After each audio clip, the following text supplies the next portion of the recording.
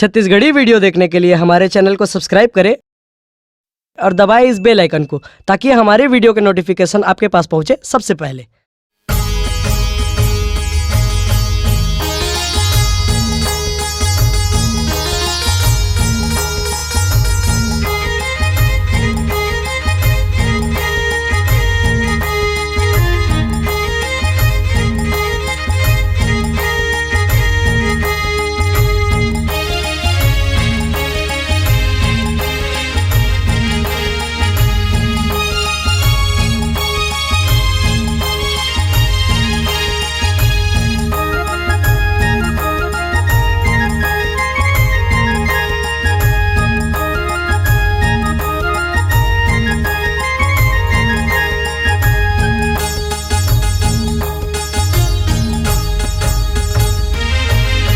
राजा जगत के ओदाई दुई जनरनिया ओ एक फूलवंती न एक बांझ हो माँ, एक फूलवंती न एक बांझ हो माँ।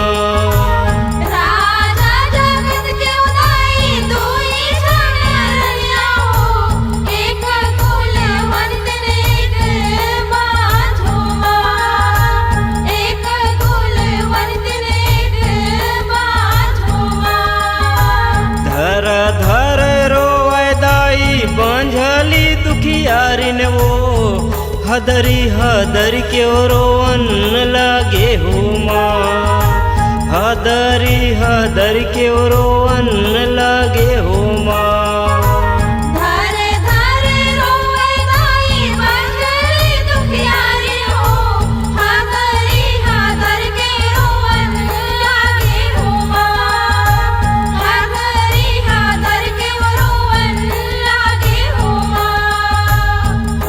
आदरणीय श्रोता समाज, संतोष कुमार यादव बहराडी वाले का सादर नमस्कार। भैया आज आप मन ला धेनुआ भक्त की कथा सुनावत हूँ, कृपया गलती ला क्षमा करी हो।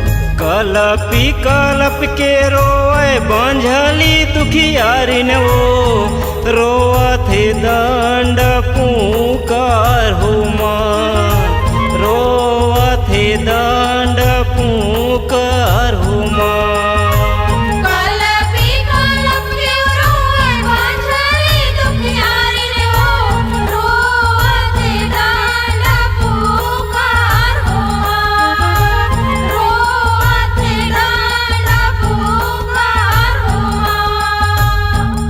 भैया धर्मपुर में राजा जगत रहे और ओकर दो झन रानी रहे।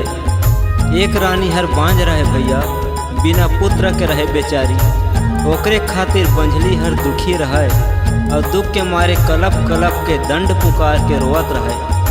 ठीक वही समय में बंझली के रोना ला सुन करके नारद मुनि हरि गुण गाते बीड़ा बजाते बंझली के पास में आते और आकर के कथे कि हे बंझली, तोर ये दुख के निराकरण खातिर तय गिरी कैलाश जा और गिरी कैलाश जा करके दुख ल घोराबे, तभे तोरा शंकर भोला आशीर्वाद दिही, वरदान दिही, तभे तोर दुख के निराकरण होही।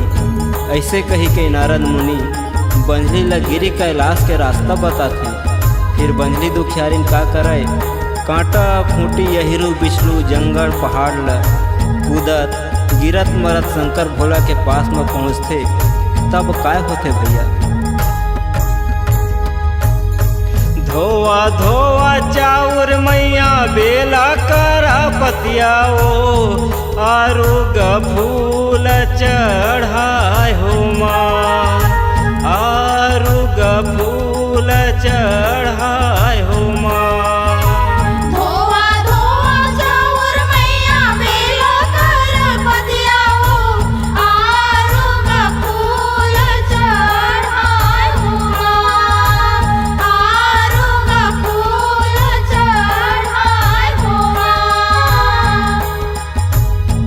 बंझली दुखियारिन शंकर भोला के पास में पहुँचते तो शंकर भोला अपन नेत्र ला खोलिंग तकाए देखते कि एक अबला नारी दुख के मारे कलप कलप के रोवत रहे।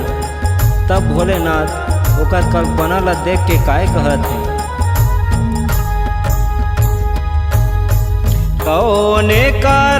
भर बंझली तैं हर रोए वो जल्दी तैं देबे औ बताए हो माँ जल्दी तैं देबे औ बताए हो माँ कौने कारण बर बंझली तैं हर रोए वो जल्दी तैं देबे औ बताए हो माँ जल्दी तैं देबे औ बताए हो माँ घर कथे बंझली भोला बन कथे बंझली गा बंझली सुनत म लागे लाज हो माँ बंझली सुनत म लागे लाज हो माँ घरे काथे बंझली भोला बने काथे बंझली गा बंझली सुनत मौला गेला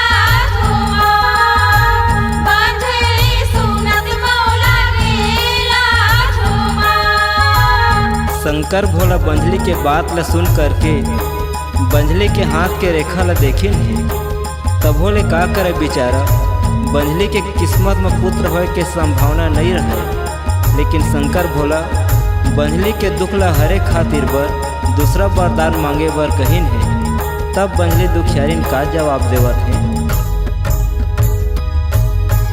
तोरे देले भोलायन धन भरेगा पुत्र बिना तरस थे प्राण हो माँ पुत्र बिना तरस थे प्राण हो माँ तोरे देहले भोला आने धन भरेगा पुत्र बिना तरस थे प्राण हो माँ पुत्र बिना तरस थे प्राण हो माँ ओ द्रहे सुन मोरे जगह वै सुना गा दिया बिना घरे अंधियार हो माँ दिया बिना घरे अंधियार हो माँ पुत्र के मोला तैहर देबे बरदाने गा अभागिन के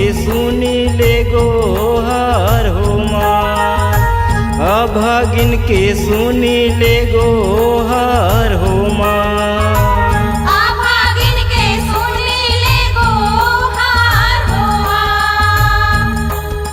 बंझली कथे कि हे भोलेनाथ तोर देहेले तो रुपया पैसा सब भंडार भरपूर भरे लेकिन मात्र पुत्र के बिना मोर प्राण छूटत है ओद्र मोर सुना है दिया बिना मोर घर अंधियार हवै ऐसे कही के बंझली भोलेनाथ ला कहत है तब भोलेनाथ सोच विचार करके बंझली ला अपन साथ में ले करके क्षीर सागर में भगवान विष्णु के पास जाते और जा करके बंझली के दुख के कारण बताते लेकिन भैया लक्ष्मीपति विष्णु भी हर बंझली ला पुत्र नहीं दे सके लेकिन विष्णु भगवान उपाय बताते कि जो विधि ने लिख दिया छठी रात को अंग जो विधि ने लिख दिया छठी रात को अंग राई घटाए न तिल बढ़े रहो जीवनी संग रहो जीवनी संग भैया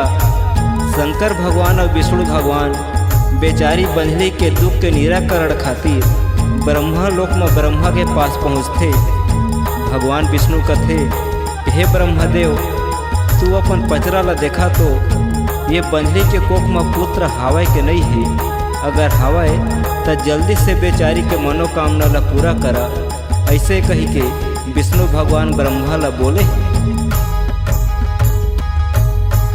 उलटी पुलटी ब्रह्मा पचरा ला बचेगा ब्रह्मा देव थे जवाब हो माँ ब्रह्मा देव थे जवाब हो माँ उलटी पुलटी ब्रह्मा पचरा ला बचेगा ब्रह्मा देव थे जवाब हो माँ ब्रह्मा देव थे जवाब हो माँ तोरे तो को खमो बेटी पुत्र तो नहीं है वो, चले जाबो गढ़ हिंगूला झूमा, चले जाबो गढ़ हिंगूला झूमा।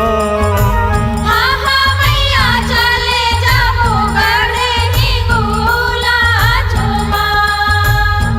भैया देवता के रेंगनाएगा कोमल बिलम थोड़े होही।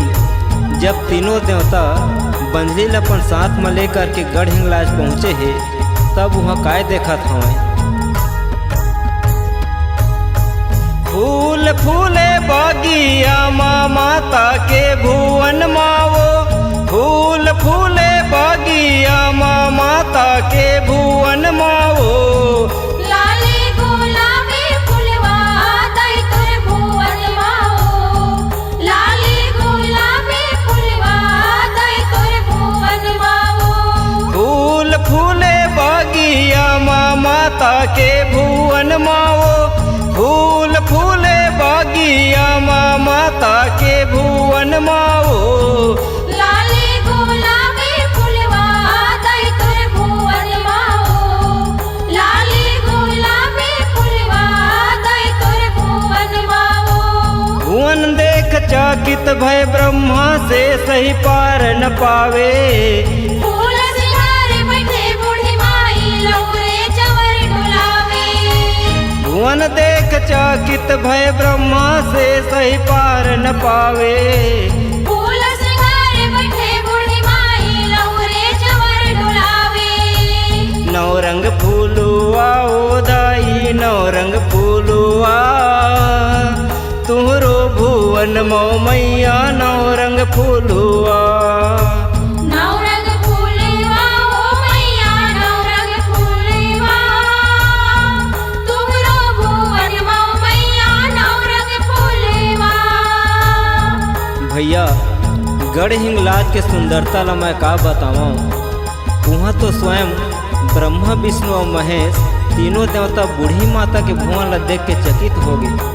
केतकी फूल के भुवन बने रहे और केवरा फूल के मंडप छवा है, और वही मैया के सिंहासन रेवती फूल के बने हैं, और वही सिंहासन में बूढ़ी माता बैठे हवें और ओकर बेटा लाला लंगूरा हर चंवट डोलात हवें। जब वही समय तीनों देवता ब्रह्मा विष्णु और महेश बंजली ला लेकर के जब चारों के चारों माता दाई के सामने में पहुँचते हैं, तो वहाँ कैसो बहनी एक साथ झूला झूलत रहे, सब के सब खेलत कूदत रहे, हंसत रहे। लेकिन सब बहनी ले बड़े बहनी बूढ़ी माता हरे, ओकर ध्यान हर तो अपन भक्त मन के ऊपर में रहे। जब तीनों देवता के साथ में एक अबला नारी बंजली ला रोते कलपते हुए पुकारते हुए देखिन है, तब माता चंभा हो गिन है और काय पूछत है। काहे करन ब्रह्मलोकल छोड़े, काहे करन तय विष्णु धाम, काहे करन कैलासल छोड़े पर गे कौन सही हाँ काम। काहे करन ब्रह्मलोक छोड़े, काहे करन तय विष्णु धाम, काहे करन कैलास छोड़े परगे कौन सही हा काम। काहे कराना ये तिरिया आए ना,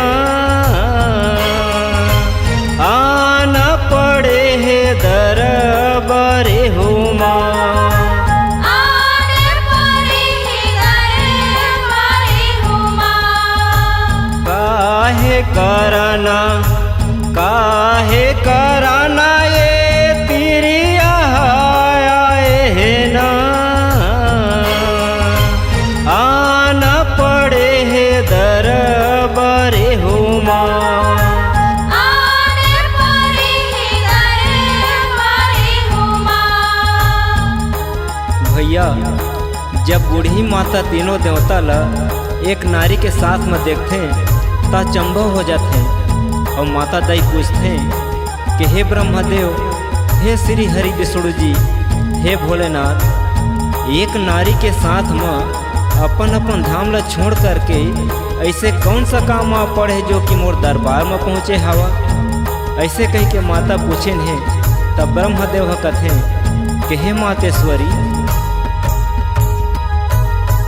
पुत्र के खातिर बंझली तरसे बंझली कथे संसार। पुत्र के खातिर बंझली तरसे बंझली कथे संसार। पुत्र के खातिर बंझली तरसे बंझली कथे संसार। पुत्र के खातिर बंझली तरसे बंझली कथे संसार। पुत्र वरदाने लाते देव्यो माता दुर्गा ओ झोंक हिया चेरा पसार हो माँ। झोंक हिया चेरा पसार हो माँ।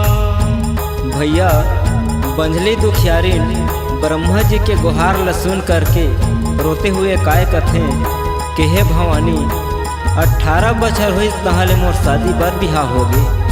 12 बछर ससुराल में बीत गए, लेकिन मात्र पुत्र के बिना मोर प्राण छूटत थे।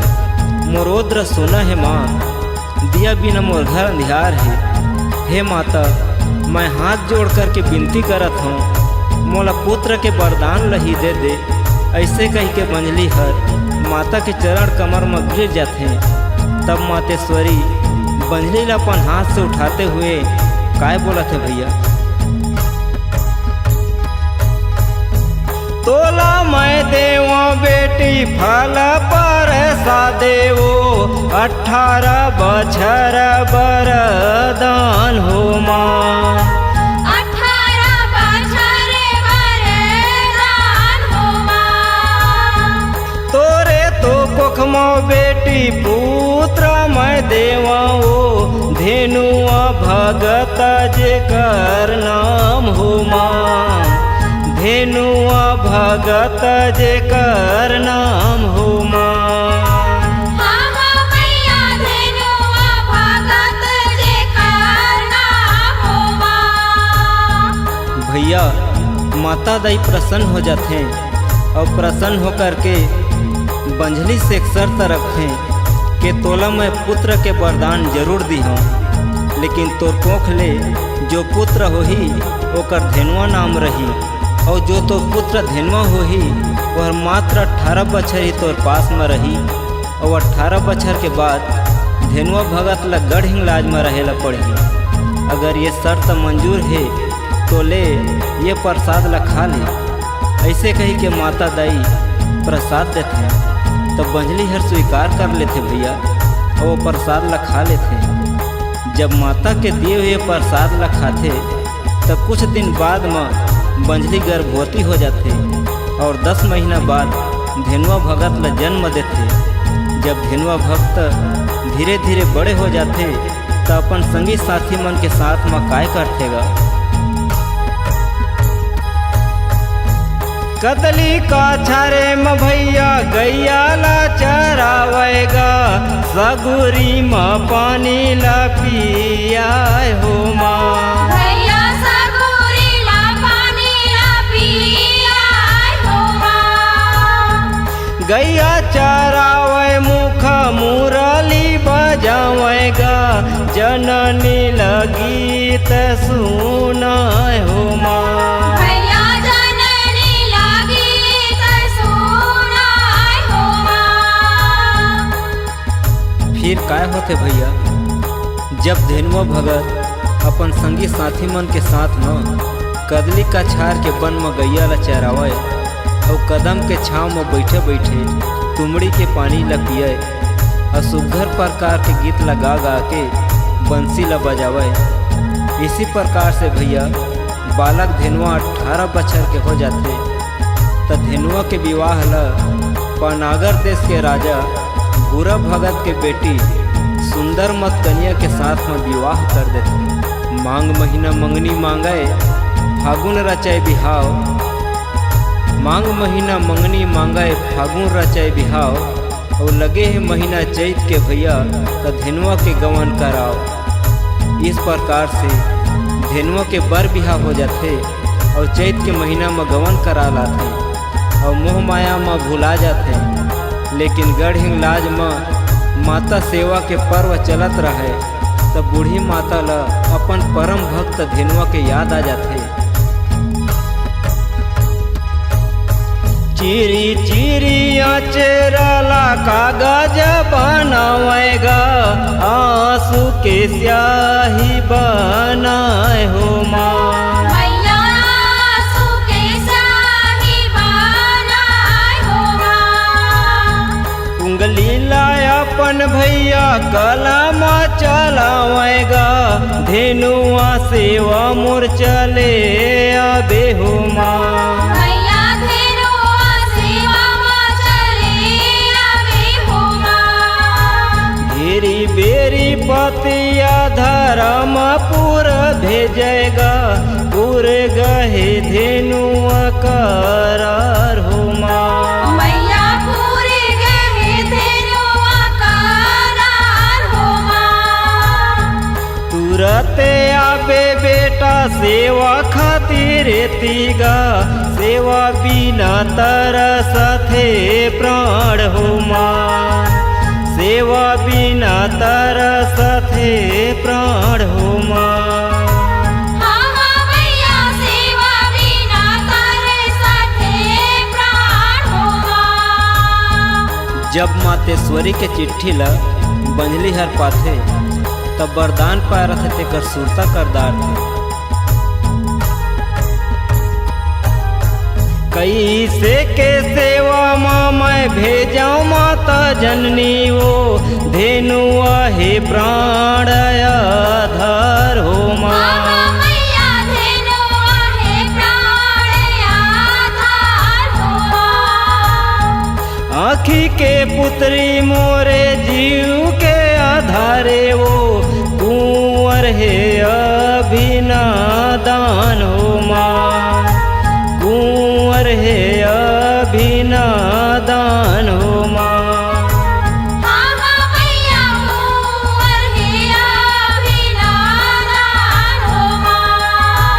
भैया बंजली है चौआ जाते के धेनुआ मोर प्राण के आधार है, मोर आँखी के पुत्री है, और फिर त मोर बेटा हर अभी नादान है। मैं कैसे वक्त का दूरिया देव भेजाऊँ, ऐसे कही के बंजली हर चिट्ठी ला टुकना के तरी में लुका देते, लेकिन धेनुआ ला नहीं बताऊँ। क्योंकि माता भवानी धेनुआ के पास में कई ठन चिट्ठी भेजते, लेकिन एको ठन चिट्ठी के जवाब नहीं पावे, तब माता गुस्सा में हो जाते, और गुस्सा में हो करके काय करते गा। माता या कैसों के एक लाला लंगुरागा, जेकर मुहला पोछे उर माल हो माँ। मैया जेकर मुहला पोछे उर माल हो माँ। जहाँ पठोए माता तहाँ चली जावेगा, गला माँ पहिरे हे मोहन माला हो माँ। गला माँ पहिरे हे मोहन माला हो माँ। लंगूरला बोले माता सुन तो बेटा दुलरू रे, सेवा बिना तरसथे प्राण हो माँ। मैया सेवा बिना तरसथे प्राण हो माँ। जल्दी तय जा बेटा धेनुआ ले बरगा, धर्मपुर माँ कर बेपायान हो माँ। धर्मपुर माँ कर बेपायान हो माँ। हाँ हाँ मैया धर्मपुर माँ कर बेपायान हो माँ। जब माता अपन पुत्र लाला लंगुरा ला धेनुआ लाए बर धर्मपुर भेजते, त लाला लंगुरा धेनुआ के बात ल बताते कि हे माता, अभी 6 महीना गवन कराए नहीं हुए हावे, और मोला एकर अपराध हर पर ही ऐसे कही के लंगुरा हर नहीं जावे।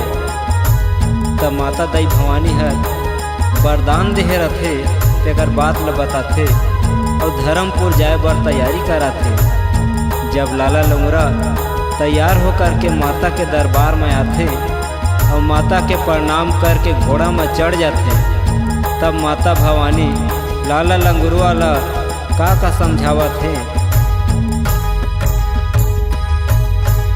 सबे नगर तय जाबे लंगुरुआ कौरु नगर झन जाबे सबे नगर तय जाबे लंगुरुआ कौरु नगर झन जाबे सबे नगर तय जाबे लंगुरुआ कौरु नगर झन जाबे सबे नगर तय जाबे लंगुरुआ कौरु नगर झन जाबे कौरु नगर के अटपट विद्या मारे मूठ बनावे बोकरा बोईर पान के चारा चरावे पड़वा बनाई के हो नांगर लर फांदे पड़वा बनाई के हो हे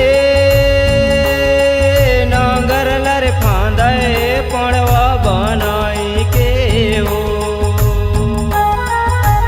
हाथ तुतारी बिताया राई मारे कोरा उब के फोराया घुम कांदी डारे पैरा बसिया पियाई के हो नांगर लर फांदे पसिया पियाई के हो हे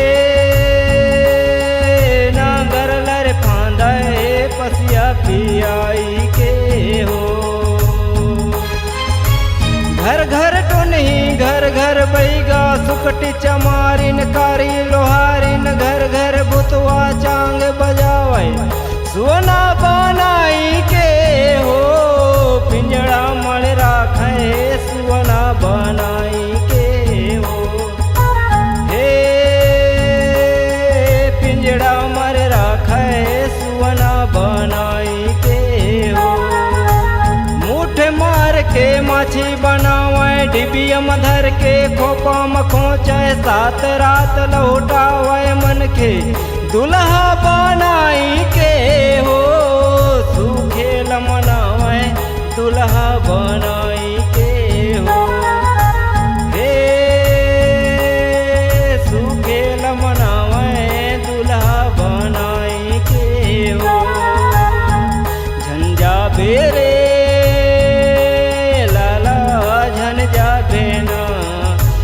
कौरु नगर बर झन जाबे ना तय कौरु नगर बर झन जाबे ना झन जाबे रे लाला झन जाबे ना तय कौरु नगर बार झन जाबे ना तय कौरु नगर बार झन जाबे ना लाला लंगुरुआ माता के बचन लपन सिर में धारण करके अनेक पहाड़ वन पर्वत जंगल झाड़ी ल नहकर धर्मपुर बर निकल पड़े हवा गदबिद घोड़ा कुदावे पहिरे प्यूरा धोती हाथ के लपके सोन के चुरवा कान के लपके मोती गदबिद घोड़ा कुदावे पहिरे प्यूरा धोती हाथ के लपके सोन के चुरवा कान के लपके मोती उमे है दुलरुआ हो सागर के पारू में है लंगुरुआ हो सागर के रे पारू में है लंगुरुआ हो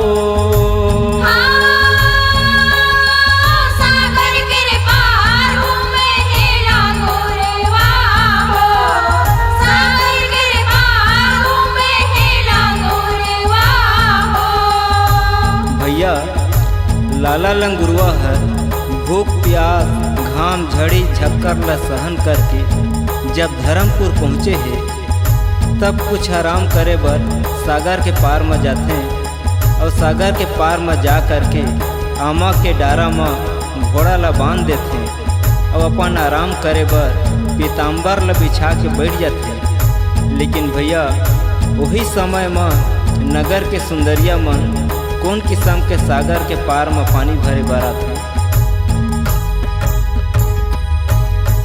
सावन बूंदिया हो मोर रिम झिम बरसे सावन बूंदिया हो मोर रिम झिम बरसे सावन बूंदिया हो सावन बूंदिया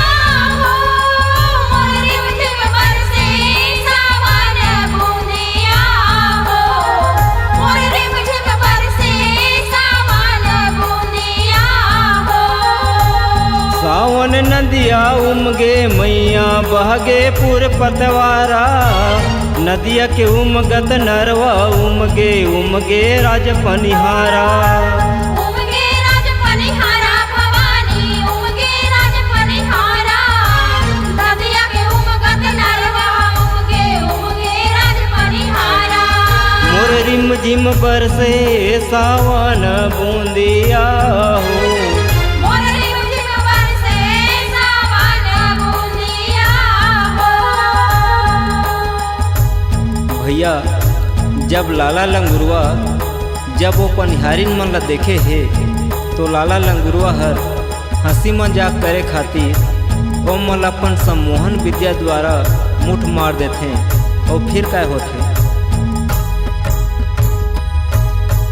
माड़ी के गैला माड़ी चटक गे लाख करिन उपाय, का हो गे अनहोनी घटोंदा बया गई से भुलाए। माड़ी के घैला माड़ी चटक गे लाख करिन उपाय, का हो गे अनहोनी घटोंदा बया गई से भुलाए। लगे मोहनी तिरियन मन ला जुबती छूटे न जाए, दीदी के बोलो सुन तो बहनी मोर घैला तय देवे उठाए। लगे है मोहनी तिरियन मन ला जुबती छुपे न जाए, दीदी के बोलो सुन तो बहनी मोर घैला तय देवे उठाए। जैसे हाल दीदी के वैसे, जैसे हाल दीदी के वैसे बहनी के है हाल बेहाल। रोज उठाओ हरू हरू मैं काहे हो गे आज गरुआ, ताक झाक सब तिरियन करे। सुनना हावै सागर पार आमक छै हमैक परदेसी, लागे मोला राजकुमार गोरा बदन घुंघरालू बाल है। गोरा बदन घुंघरालू बाल है बरे पति सोदा, सहज माँ मुस्कावत दिखते हीरा जैसे आँख। गोरा बदन घुंघरालू बाल है बरे पति सोदा, सहज माँ मुस्कावत दिखते हीरा जैसे आँख। भैया वो सुंदरिया मन कई किस्म के उपाय सोचिन है, लेकिन सब बिरथा गंवा गए। लेकिन ओ मन अपन घड़ा ला अपन मूड ऊपर नहीं बोहे सकिन है, तब काय उपाय करते। भैया के बोला सुनो मितनवा तो घैला देबे उठाए, बैठे है मोर धनी अगोरत जीवन भानस जाहि जुड़ाए। भैया के बोला सुनो मितनवा तो घैला देबे उठाए, बैठे हैं मोर धनी अगोरत जीवन भानस जाहि जुड़ाए। अवसर पा करके लाला लंगुरवा काय कहत हैं, पर पुरुष परदेश के ना कोई चिन्हार, पर पुरुष परदेश के ना कोई चिन्हार, कैसे उठावा घैला ला तोर हंसही मोला संसार। पर के तेरिया परदेश माँ और पर सगरी के पार, देख लिही कोई भरम जगत माँ लाठी बिड़गा मार। नहीं उठावा घैला ला तोर सुन सुंदरी मोर बात, जा धनी तोर कह दे सोर आही सगरी पार, आही सगरी पार। इस प्रकार से लाला लंगुरवा के बात ल सुन के फिर सुंदरिया मन काय बोला था,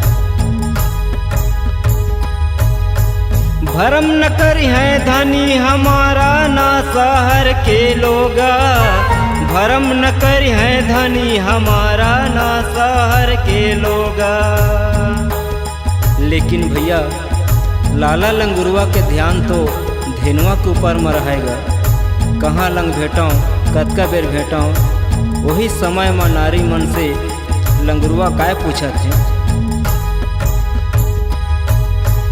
एक सरता माँ गगरी उठाऊँ सुनो तिरियन मोर बात, कहाँ रहत है बंझली के लाला धेनुआ जे करना। एक सरतन माँ गगरी उठाऊँ सुन तिरियन मोर बात,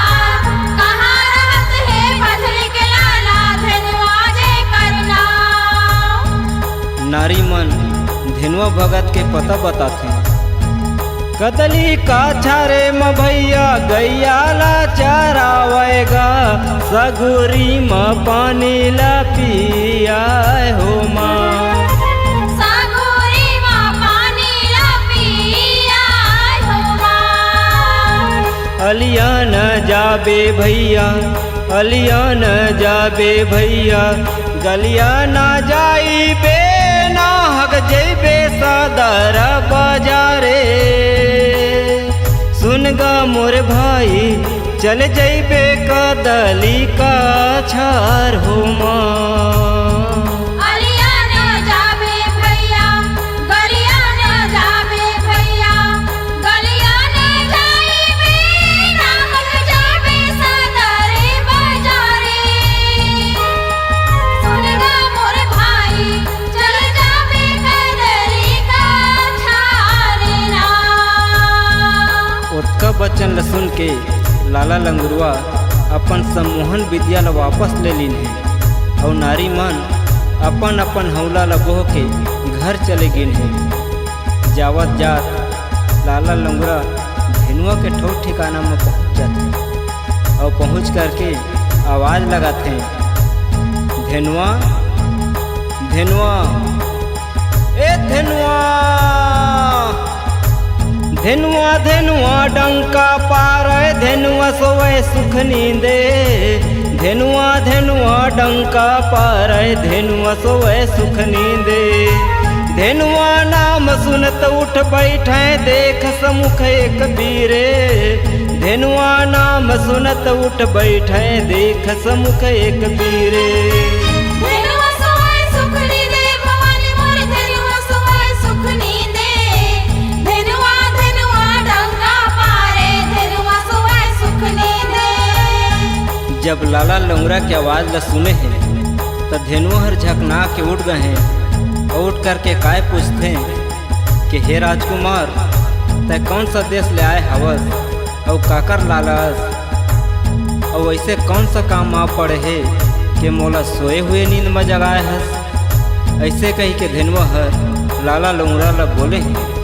तब लाला लंगुरा का जवाब देवत हैं, गढ़ हिंगलाज है देश हमारा, गढ़ हिंगलाज है देश हमारा, और लंगुरे हवाए मोर नाम, और माता पठोवे तोरे खातिर, और चल धेनुआ तय हो जा तैयारी। पाती ऊपर पाती भेजिस और भेजिस 16,000, भूल गे बंजली वो दिन ला जब नहके तोर करार। 18 बछर बंजली मेरा रहे, अब रहीबे तय गढ़ हिंगुलाज, सेवा बजाबे बूढ़ी माता के होही जीवन के उद्धार। तय बंजली के एक ठन बेटा और पाए रहिस वरदान में, पूर्गे कराना तोर भैया रे अब चल माता स्थान में। जन्म कथा ला धेनुआ के और लंगुरा करत हैं बखान, और सुन के धेनुआ अचरित होगे और माता के करे हैं ध्यान। भैया लाला लंगुरा के मुख से जब अपन जीवन के पूरा कथा ला सुने हैं तब फिर काय होता। तिरिया रोही रात रात भर दाई हरे 8 जुआर, सुसक सुसक के बहिनी रोही दादा रोही खेत खार। तिरिया रोही रात रात भर दाई हरे 8 जुआर, सुसक सुसक के बहिनी रोही दादा रोही खेत खार। कैसे बनाओ कैसे बनाओ मोला लागा थे चंभाओ, कैसे बनावा मोला लागत है चंभाओ। भैया लाला लंगुरा ला माता दाई हर मोहन माला दिए रखे, वही मोहन माला ला आज लंगुरा हर धेनुआ ला पहना देथे, जेकर चमत्कार से धेनुआ हर घर रंग के मोह माया ला त्याग देथे और गढ़ हिंगलाज जाए बर अपन मन में प्रण कर लेते। कैसे के मन कुम्हलावे तोरे धेनुआ गा, घरे अंगना नहीं सुहावे हो माँ।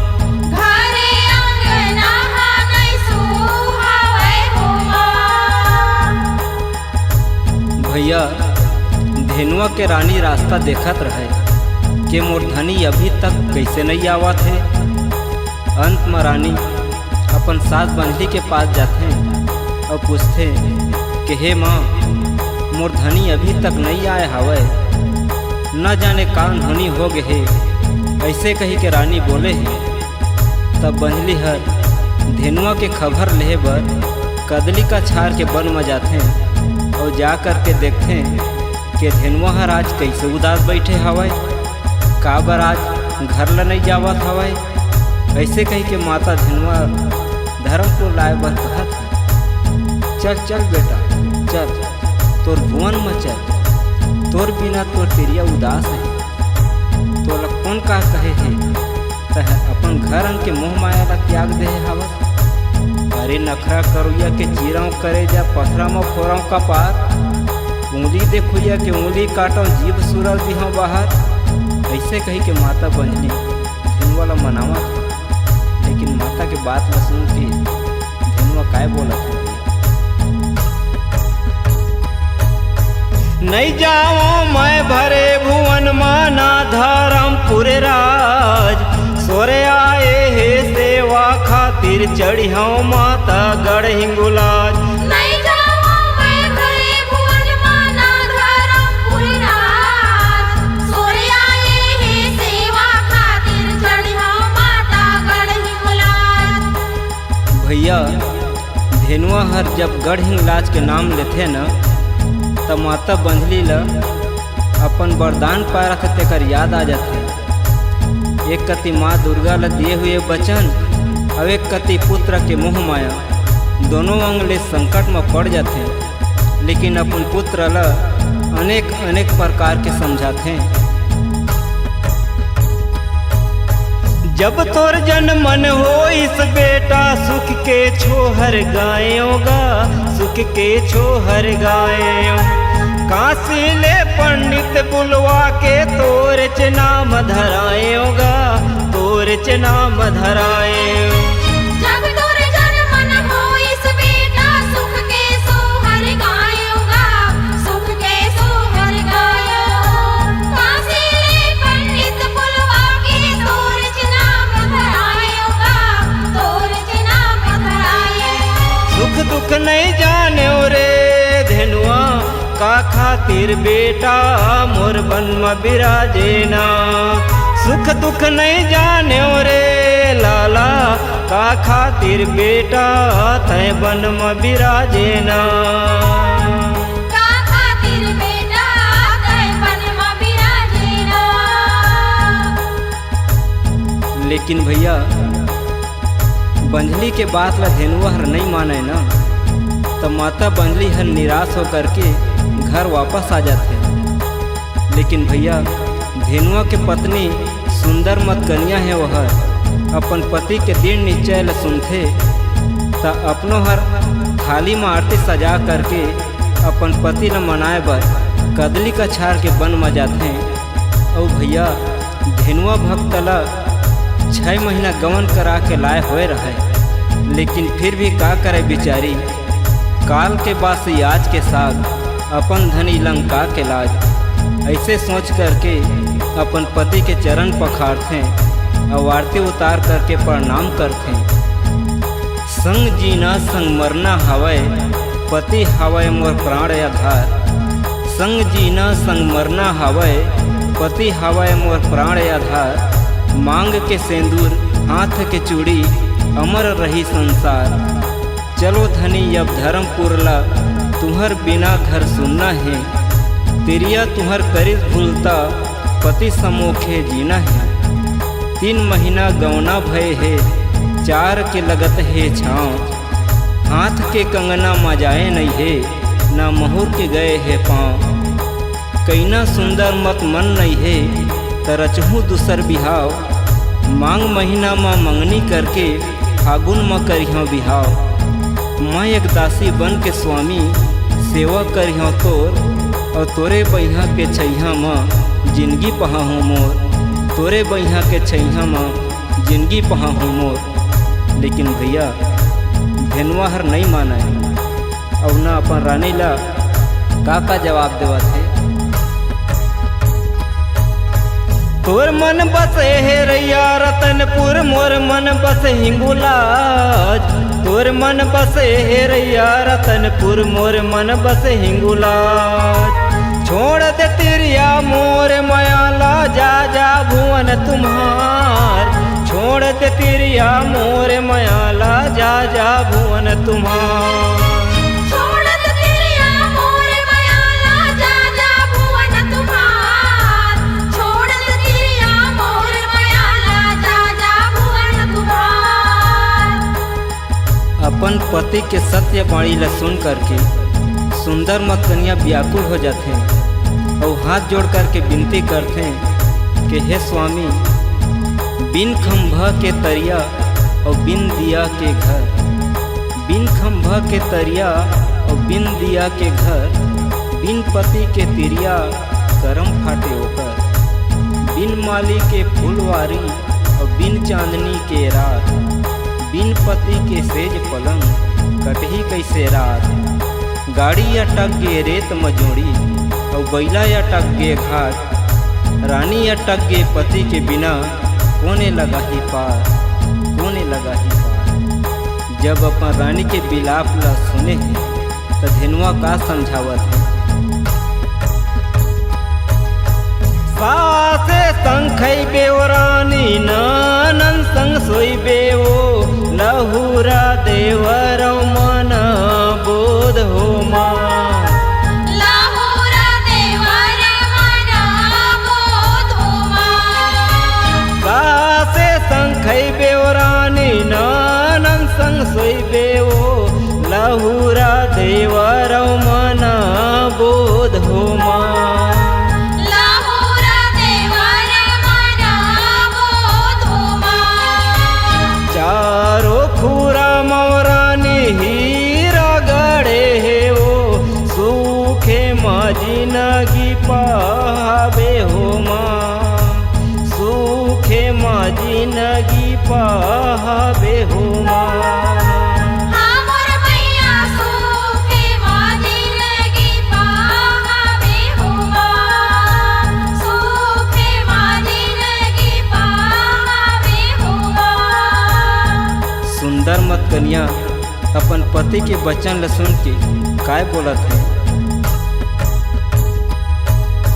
सास है बुढ़िया स्वामी लाल रे जाता हो ननंद जाही मोर ससुराल हो माँ ननद जाही मोर ससुराल हो माँ लहुरा देवर मोरे बेटा बरोबर हो जी हम का करा धार हो माँ मैया जी हम का करा धार हो माँ हमर मैया जी हमें का करिया धार हो माँ जी हमें का करिया धार हो माँ। लेकिन भैया धेनुआ ल कतको मनई कतको समझई लेकिन ध्यान एको ठन इहा के नहीं करी वो हर केवल गढ़ हिंगलाज के ध्यान दे हमें अंत मोरानी काय बोलत है और का सुनावत है 6 महीना भये जोड़ी गवाना कराए हो पूरा था वह महीना के 4 हो माँ हो मैया पूरा था वह महीना के 4 हो माँ पेटे माँ बाल कहावे चिन्हा तुम्हारे हो सुनली हो धानी हमार हो माँ मैया सुनली हो धानी हमार हो माँ हो मैया सुनली हो धानी हमार हो माँ हो मैया सुनली हो धानी हमार हो माँ। भैया रानी अंत में कथे कि हे स्वामी मोर पेट में तुम्हार 4 महीना के बाला खावे मोर बात ल मान जा मैं तुम्हार बिना ये जीवन ल कैसे जी और कैसे पहई हम ऐसे कहते कहत मूर्छित होकर के जमीन में गिर जाते लेकिन धेनुआ भक्त ला दया नहीं लागे भैया।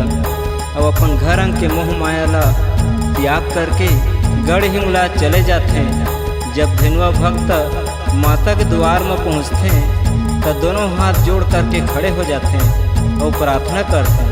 सुमरी सुमरी के दाई तोरे जैसे गावा वो भज मैं केवल वो तोरे नाम हो माँ। मैया भाजो मैं केवल वो तोरे नाम हो। अंठे माँ गावा दाई कंठे भवानी ओ जिभिया माँ गवरी गणेश हो माँ। मैया जी पिया माँ गौरी गणेश हो। बालक बरुआ दाई कछु नहीं जाना ओ। बालक बरुआ दाई कछु नहीं जाना ओ। सिंह के सवारी वो दाई तय सटंगी वो चारों मुड़ नजर फैलाए हो माँ। मैया चारों मुड़ा नजर फैलाए हो। सिरे नवाओ मैया माथा लटकाओ खोली देबे वज्र की वाण हो माँ। मैया खोली देबे वज्र के वाण हो। आदरणीय श्रोता समाज, जब धेनुआ भक्त हर अपन सही कराना में माता के सेवा में नहीं पहुँची तब बूढ़ी माता हर नाराज हो गई और नाराज होकर के अपन सामने के किवाड़ के दरवाजा है तेला कटकट ले बंद कर दी।